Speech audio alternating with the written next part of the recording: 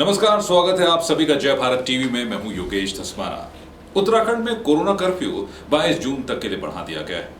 उम्मीद की जा रही थी कि कुछ राहत दी जाएगी और कोरोना कर्फ्यू हटेगा, लेकिन इसी बीच उत्तराखंड सरकार ने एक बार फिर फैसला लिया है और कोरोना कर्फ्यू 22 जून तक के लिए बढ़ा दिया गया है। लेकिन राहत की बात यह है कि इस दौरान सरकार ने कई ऐसे फैसले लिए हैं जो जनता को राहत देंगे। जी हाँ, 22 जून तक कोरोना कर्फ्यू भले ही बढ़ाया गया है, लेकिन कुछ राहत भी जनता को दी गई है। साथ ही साथ चारधाम यात्रियों के लेकर भी एक बड़ी खबर है, तो बताएंगे आपको। आइए जानते हैं कि आखिरकार सरकार ने जो नई गाइडलाइंस जारी की है उनमें क्या कहा है।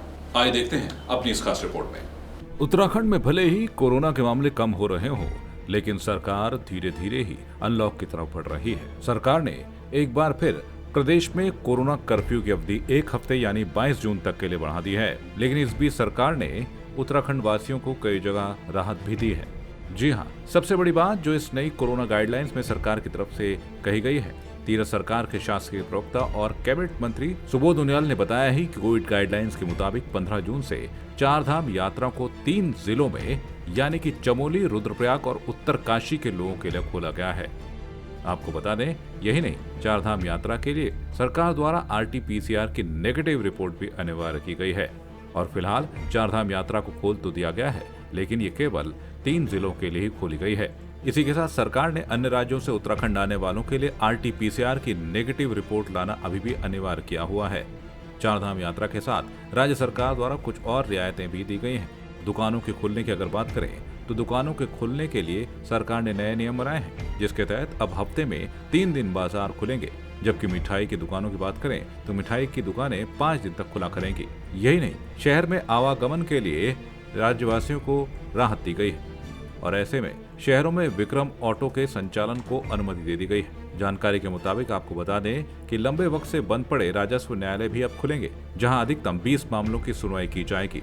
शादी समारोह की अगर बात करें तो शादी समारोह में राहत देते हुए अब सरकार ने ये कहा है कि अब नई गाइडलाइंस के मुताबिक किसी भी शादी समारोह में कुल 50 लोग शिरकत कर सकेंगे, जहां पहले सिर्फ 20 लोगों को ये अनुमति दी गई थी, लेकिन अब शादी समारोह में 50 लोग शिरकत कर सकेंगे। सरकार की यही प्राथमिकता है कि चरणबद्ध तरीके से राज्य में अनलॉक किया जाए और सरकार के लिए नागरिकों का स्वास्थ्य ही सबसे बड़ी प्राथमिकता है। ऐसे में भले ही कोरोना कर्फ्यू की अवधि को एक हफ्ते के लिए बढ़ाया गया हो, लेकिन सरकार ने आम लोगों को इस दौरान कई रियायतें भी दी।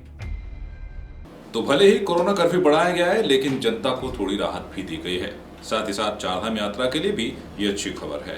तो इसी तरह की और भी खबरें और भी अपडेट आप तक लगातार पहुंचाते रहेंगे, जिसके लिए आपको हमारे YouTube चैनल जय भारत टीवी को लाइक करना होगा, शेयर करना होगा, सब्सक्राइब करना होगा। और देश दुनिया की ताजा तरीन खबरों को अगर पढ़ना चाहें तो हमारी वेबसाइट jaybharattv.com पर जाइए और वहां पढ़िए देश दुनिया की ताजा तरीन अपडेट। तो फिलहाल इस खबर में अभी के लिए बस इतना ही। फिलहाल मुझे दीजिए इजाजत। नमस्कार।